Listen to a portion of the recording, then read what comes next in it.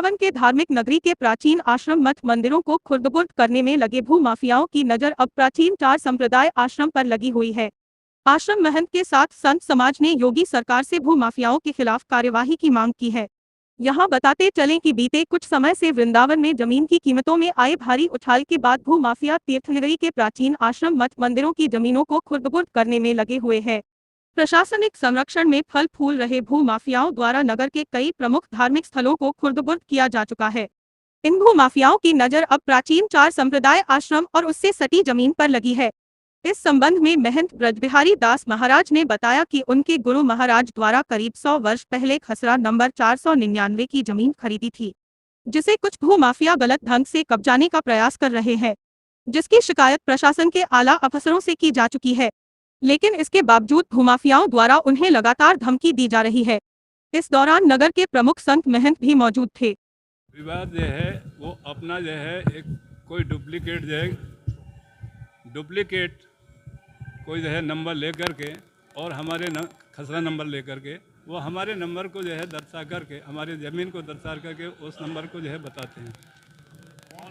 ये एक जगदीश पुत्र डाल्टन जो गौरानगर में रहता है कहीं, और उसने जो है उसी के साथ में जो है यदुनंदन वैद्य, ये भी जो है उनके साथ जो है जुड़ा हुआ है और बराबर उनके साथ जो है उपयोग में आ रहा है। और इन जगदीश ने अपनी उस 487 की रजिस्ट्री यशवीर के नाम कर दी है रजिस्ट्री।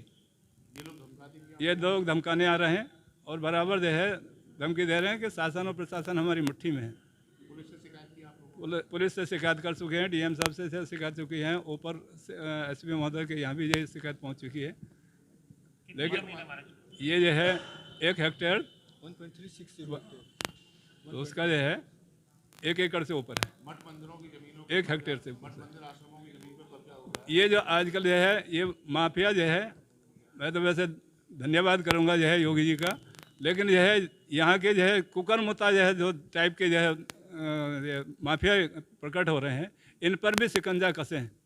तो ये बड़े बड़ों तो शिकंजा कसा ही जा रहा है, लेकिन ये जो छोटे हैं उन छोटों पर भी शिकंजा कसा जाए और इनको जो है आकर के जो है कुछ इनको जो प्रताड़ित किया जाए। 1.360 हेक्टेयर लैंड है।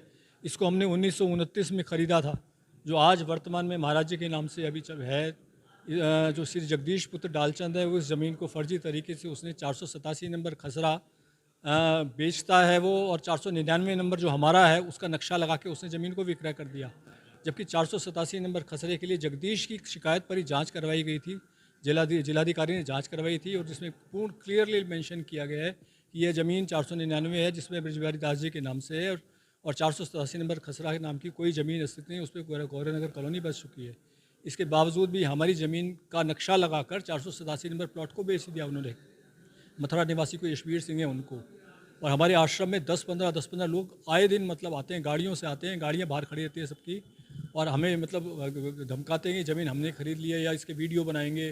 कोई यहाँ का कोई शुभम, अपने यहाँ शुभम वर्मा है कोई गौरानगर का, उसने फेसबुक पे डाल दिया कि ये ज़मीन बिक्री के लिए उपलब्ध है, और जगह जगह वीडियो बनाकर वायरल करते हैं कि हमारी ज़मीन विक्रय के लिए उपलब्ध है, जबकि ऐसा कुछ नहीं है। हमारी ज़मीन हमारी गौशाला के काम में आ रही है। स्कूल के विद्यालय के हमारे बच्चे जो है उसके अंदर खेलते हैं, उस पर हम थोड़ी बहुत अभी हमने उस पर चारा भी लगाया, हरा चारा लगाया हुआ है, और इस प्रकार से ज़मीन पूर्णतः हमारी है। सारे कागज 1929 की रजिस्ट्री भी मैंने अभी आपको दिखाई, 1929 की रजिस्ट्री है जो हमारे पास है, हमारे नाम से है, और महाराज जी के नाम सारे लैंड रिकॉर्ड्स में ज़मीन महाराज जी के नाम से चढ़ी हुई है, श्री ब्रजबिहारी दास शास्त्री जी महाराज के नाम से चढ़ी हुई है।